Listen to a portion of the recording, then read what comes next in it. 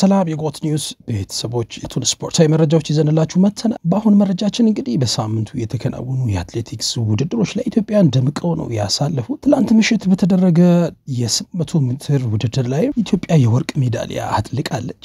በተለያዩ ሀገራት በአውሮፓና በአፍሪካ ደረጃ የተካሄዱ ስፖርታዊ ውድድሮች ላይ ኢትዮጵያን ደምቀው ነው ያሳለፉት። በሰዓቱ ይዘንላችሁ በመጣነው መረጃም እነዚህን ዝርዝር መረጃዎች ይዘንላችሁ እንመጣለን። አንዳንድ አትሌቶችም ከፍተኛ የሆነ የገንዘብ ሽልማት ስለማግኘታቸው መረጃዎች ወጥተዋል። አብራችሁን ስትቆዩ ታዲያ ዝርዝር ያለውን መረጃ ተሰማላችሁ። አብራችሁን ስትቆዩ መረጃዎቹ ለሌሎች እንዲደርሱ ላይክ፣ ሼር፣ ሰብስክራይብ ማድረጋችሁን አትርሱ። ወደ መረጃዎቹ እናልፋለን። ደርቤ ወልተጂ የደመቀችበት ሰሞን ነበር። ደርቤ ወልተጂ እንግዲህ በፊላደልፊያ የተከናወነ በሚገኘው የግራንድ ስላም ትራክ የሴቶች የ800 ሜትር የመወዳደሪያ ስፍራው ሪከርድ በሆነ 1 ደቂቃ 58 ሰከንድ 94 ማይክሮ ሰከንድ በሆነ ሰዓት ማሸነፏን ተከትሎ የፊላደልፊያ ስላም ትራክ ሻምፒዮን ለመሆን በቅታለች። በግራንድ ስላም ውድድሩ ሩጫ እንግዲህ ሜትሩ በፊትም በ500 በትላንትናው እሁድ በተካሄደ ውድድር ማሸነፏን ነግረናችሁ እንደነበረ ይታወቃል። ደርቤ የፊላደልፊያ ስላም ሻምፒዮን የሆነችው ትላንት በተከናወነው የሴቶች የ1500 ውድድር ላይ የግራንድ ስላም ትራክ ውድድርና የመወዳደሪያ ቦታው ሪከርድ እንዲሁም የግላ የዓመቱ ምርጥ በሆነ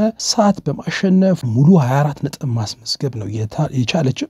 በምትፎካከርባቸው ርቀቶች በጃማይካ ኪንግስተን እና በዩናይትድ ስቴትስ ፊላደልፊያ የስላም ሻምፒዮን ለመሆን የበቃችው እንጂ በዩናይትድ ስቴትስ ሚያሚ አራተኛ ደረጃን ያገኘችው ደርቤ የግራንድ ስላም ትራክ የሴቶች አጠቃላይ አሸናፊ ለመሆን በሚደረገው የነጥብ ፍክክር ላይም በአምስተኛ ደረጃ ላይ ትገኛለች። የ2025 የግራንድ ስላም ትራክ የመጨረሻ ውድድሮች በጁን 27 እና 29 በሎስ አንጀለስ ዩናይትድ ስቴትስ የሚደረጉ ይሆናል። በያዝነው ወር ከ15 ቀን አካባቢ ማለት ነው። በፊላደልፊያ የግራንድ ስላም ትራክ ውድድር 1500 ሜትር ሩጫ ውድድር ትላንትና አሸንፋለች። ነጥቧን እነዚህ ውድድሮች እያሸነፈች በመሆኑ ነው ከፍ ያለው ማለት ነው። እንግዲህ ትላንትም በስርስር ይዘንላችሁ እንደቀረብ የትራክ ውድድሮች ታሪክ ከፍተኛ ሽልማት የሚያስገኘው የግራንድ ስላም ውድድር በጃማይካ ኪንግስተን ነው መካሄድ የጀመረው። በቅርብ ዓመታት በውድድር ቁጥር ማነስ ምክንያት የተቀዛቀዘ የነበረው የትራክ ሩጫ ያነቃቃል ተብሎ የተጀመረው ይህ ውድድር ላይ በርካታ ኢትዮጵያውያንም እየተሳተፉ እንደሆነ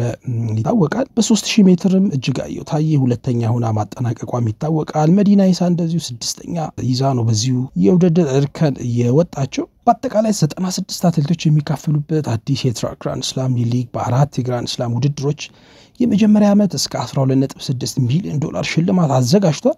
በእያንዳንዱ ስላም በድምሩ $3 ሚሊዮን አካባቢ ሽልማት ነው የሚቀርበው። በሎስ አንጀለስ ከተማ መቀመጫውን ያደረገው የትራክ ስላም $30 ሚሊዮን በላይ ኢንቨስትመንት ለውድድር ስለማቅረቡ መረጃዎች ወጥተዋል። ውድድሩ በሎስ አንጀለስ፣ ኒውዮርክ፣ ጃማይካ ኪንግስተን፣ በእንግሊዟ በርሚንግሃም በሚያዝያ ወር ላይ ነው መካሄድ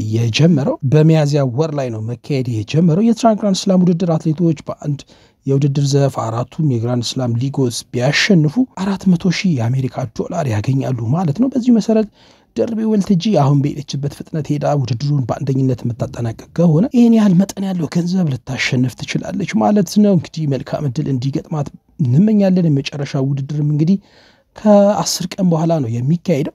በዚህ ውድድር ላይ ተሳትፎ የምታደርገው ደርቤ ወልተጂ ለሌላ ድል ትቀዳጅ እኛ ምኞታችንን እንገልጻለን። እንግዲህ ከላይ እንደተጠቀስንላችሁ የኢትዮጵያን አትሌቶች በሳምንቱ በበርካታ ውድድሮች ላይ ተሳትፎ አድርገዋል። ሌላኛው ውድድር ኬንያ ናይሮቢ የተካሄደ ሲሆን በዚህም 5000 ሜትር የወንዶች ውድድር ተካሂዶ ነበረ። በዚህ መሰረት ኢትዮጵያዊ አትሌት አማለ ኃይለ ማርያም 13 ደቂቃ በ34 ሰከንድ በ02 ማይክሮ ሰከንድ በመግባት አንደኛ ሆኖ አጠናቋል። ሁለተኛው በዚህ ውድድር ላይ ታደሰ አየለ 13 ደቂቃ 34 ሰከንድ 86 ማይክሮ ሰከንድ በመግባት ሁለተኛ ሆኖ ሲያጠናቅ፣ ሌላኛው ኢትዮጵያዊ አትሌት ግጻቸው ሙሴ 7ኛ ሆኖ ነው ያጠናቀቀው። በተመሳሳይ ሳሙኤል ሲምባ 8ኛ ደረጃን ይዞ ሲያጠናቅቅ፣ ሌላውን ደግሞ ከ3ኛ 4 እና 5 እስከ 6 ያለውን ደረጃ ኬንያውያን ይዘው ነው ያጠናቀቁት ማለት ነው። በዚሁ በወንዶች የ3000 ሜትር ኬንያ ናይሮቢ ላይ የተካሄደው ሌላኛው ውድድር ኬንያውያን ራሳቸው ነው ያሸነፉት። ሁለተኛ የወጣው ግን የኢትዮጵያ አትሌት ነው ፍቃዱ ድንቃ 8 ደቂቃ 27 ሰከንድ 97 ማይክሮ ሰከንድ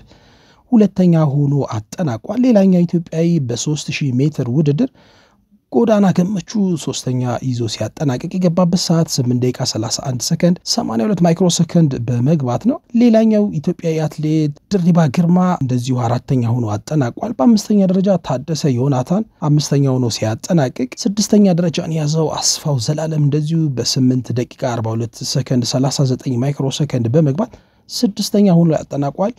በዚህ መሰረት እንግዲህ ኬንያ ናይሮቢ ድረስም ሄደው አትሌቶቻችን ድል እየቀናቸው እንደሆነና ለበርካታ ጣይ ውድድሮችም ተስፋ የተጣለባቸው ወጣቶችን መመልከት ተችሏል። ሌላው በሳምንቱ የተካሄደው ውድድር በ2025 የስቶክሆልም ማራቶን ሲሆን በዚህ ስዊድን ላይ በተካሄደው ውድድር በሴቶች የማራቶን ውድድር ማለት ነው ኢትዮጵያ አንደኛና ሁለተኛ በመውጣት ነው ውድድሩ ያጠናቀቁት። ሸዋረግ አለነ 2 ሰዓት 30 ደቂቃ ከ38 ሰከንድ በመግባት ድሩን ማሸነፍ ችላለች። በሌላም በኩል ሙላባት ጸጋ በ2 ሰዓት ከ30 ደቂቃ ከ44 ሰከንድ በመግባት የማራቶን ውድድሩን አንደኛና ሁለተኛ ሆነው እንዲያጠናቅቁ ሆኗል ማለት ነው። እንግዲህ ኢትዮጵያን አትሌቶች በየጊዜው አዳዲስ አትሌቶችን ማፍራት ሂደቱ አሁንም እንደቀጠለ ነው፣ የተቋረጠ አይደለም።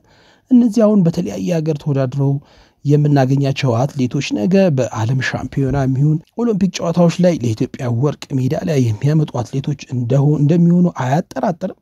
ነገር ግን እነዚህን አትሌቶች ተከታትሎ በቂ ስልጠና በቂ ድጋፍ ማድረግና ውድድሮቻቸውንም እየተከታተሉ ደካማ ጎናቸውን እንዲሞሉ ጠንካራ አሰልጣኝ እንዲኖራቸው በማድረግ በፌዴሬሽኑ በኩል መሰራት ያለባቸው ስራዎች እንዳሉ ግን የሚያጠራጥር አይሆንም።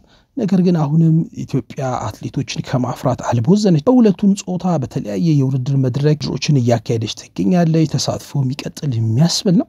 ውጤቶቹም እጅግ አበረታታች ናቸው። ስለዚህ ከስር ከተሰራበት ወደ አጣነው የኦሎምፒክ መድረክና በዓለም ሻምፒዮናውም አንደኛ ሆነን የምናጠናቀቅበት እድል እንዳለ የሚያሳይ ይሆናል ማለት ነው። እንግዲህ እናንተም ተከታታዮቻችን በዚህ ዙሪያ ሀሳባችሁን ልትሰጡን ትችላላችሁ። ምን ላይ ቢሰራ የኢትዮጵያን አትሌቲክስ ወደ ነበረበት መመለስ ይቻላል፣ የትኛው ላይ ትኩረት ይደረግ የሚለው ጉዳይ ላይ ሀሳባችሁን ልታካፍሉን ትችላላችሁ። የእስካሁን መረጃችን ይሄ ይመስላል። አብራችሁን ስለቆያችሁም እናመሰግናለን። መረጃዎቹ ታዲያ ለሌሎችም እንዲደርሱ ላይክ፣ ሰብስክራይብ፣ ሼር በማድረግ አብራችሁን እንድትቆዩ ከዚህ በኋላ ሌሎች ተከታታይ መረጃዎችን ይዘንላችሁ የምንመጣ ነው የሚሆነው።